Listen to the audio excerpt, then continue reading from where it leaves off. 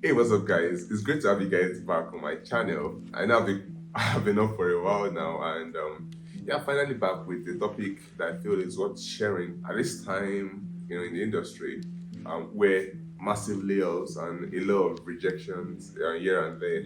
So I'm going to be discussing, sharing with you my thoughts on how to undo rejections, like when you apply for jobs and then you're getting rejected, maybe in the months you applied for 20, 30 jobs and all rejection emails, right, coming in the mailbox. You are frustrated, you're angry, you're asking yourself questions like, am I good enough? What am I doing wrong? Or will I ever get a job? Questions like that come into your mind. You're getting depressed, you're getting frustrated. And I'm just here to share my thoughts with you on how to handle times like that, periods like that, because I've been there severally.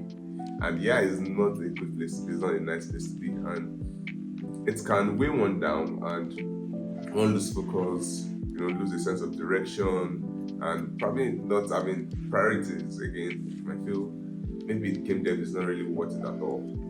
People get to that point, and I feel like I can share some of my experiences, and I can be able to share some thoughts on how you can make good use of this period to advance your career, right? To improve yourself, to get better, and also to get the job that you desire, the job that you want in the industry. So yeah, let's get right into it, guys.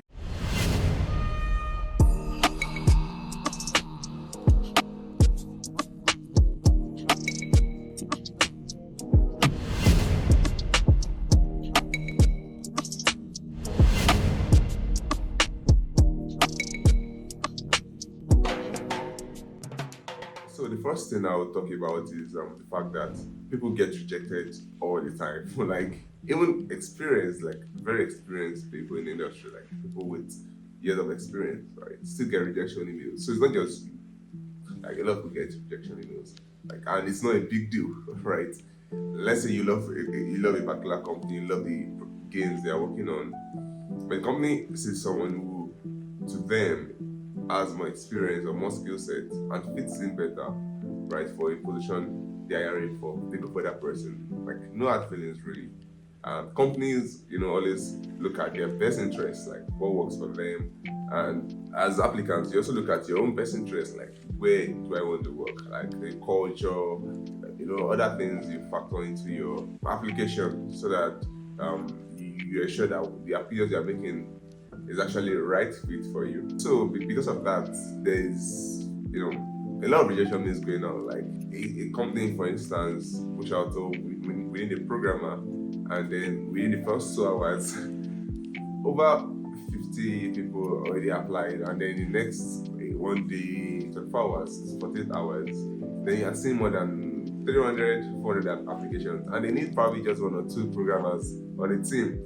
So there will be a lot of rejection news. Like companies can't say, oh, because they want to be nice, they wire everybody. I'm just giving you the other side to it, like the company side of things. So what people do is just to make a lot of applications so that you can increase your chance like of getting a job. And the more people applying for the same job you're applying for, the lesser your chance, basically. Because if you're 1 in 3, you stand a higher chance than 1 in 500.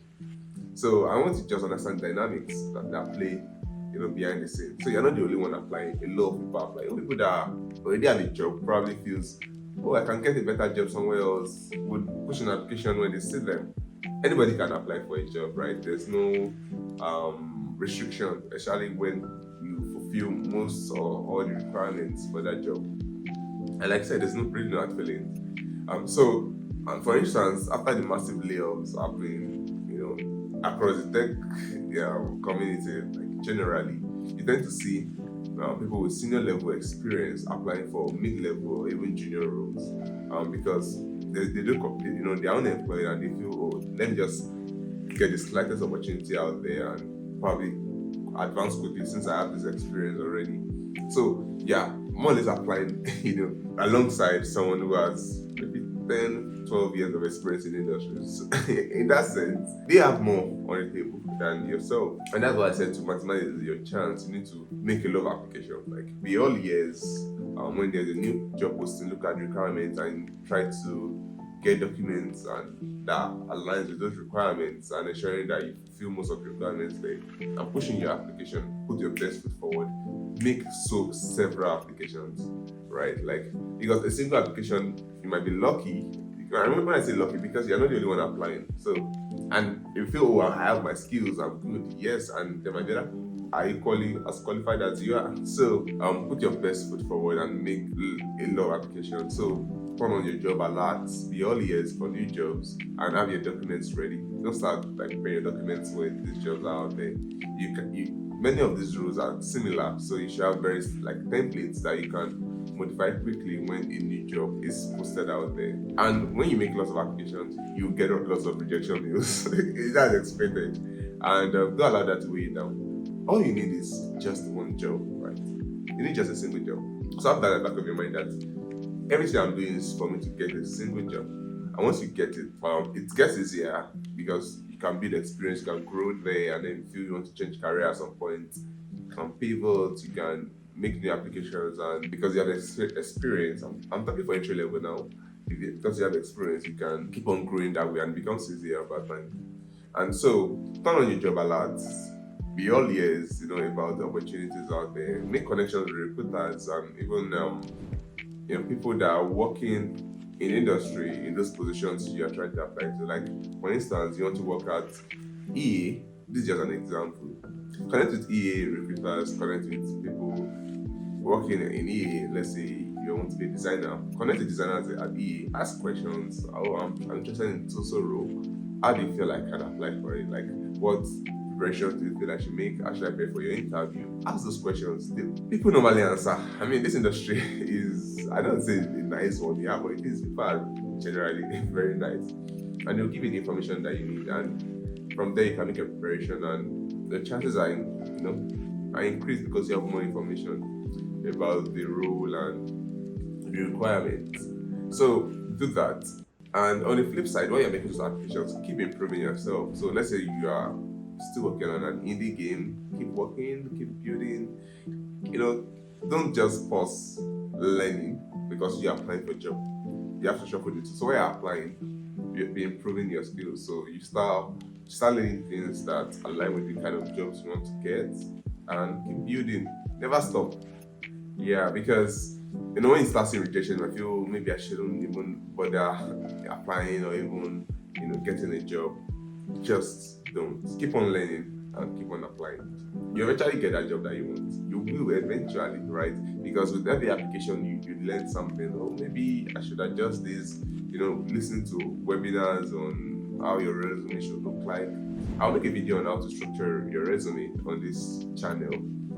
Based on my own experience and how I've learned and seen a lot of my mentors in the industry arrange theirs. That's for gameplay programming roles now.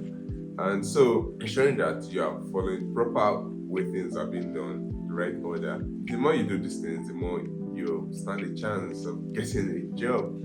Yeah, so it's really not that difficult when you have the right information and you are taking the right steps. It gets easier, to be very honest. Like your chances are higher in that way.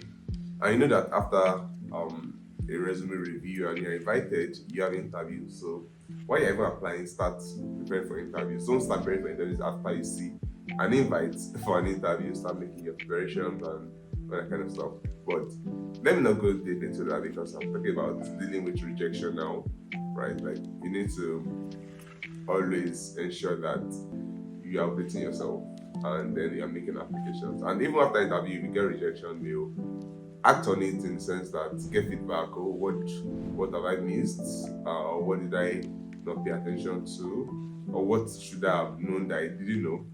Go and update yourself. I have done that severally. When I applied to studio, I got a rejection mail, and then I took feedback. And after about 6 months, I reapplied, and it was positive. So these are things you should know as a game developer about the industry, right? So that you are not surprised or shocked when you see certain things play out in a particular way. So I'm going to put a pause here, right? These are just my thoughts on this, my personal opinions based on my own experience. I really love if you can share yours in the comment section. how do you handle rejection, and have you been rejected before? How did you handle it? And have you had a rejection where, and then afterwards you acted on it, took the right decisions, and you got an acceptance? Please share in the comment section. I'd love to hear about them. And yes, I'll see you guys in the next video. Bye.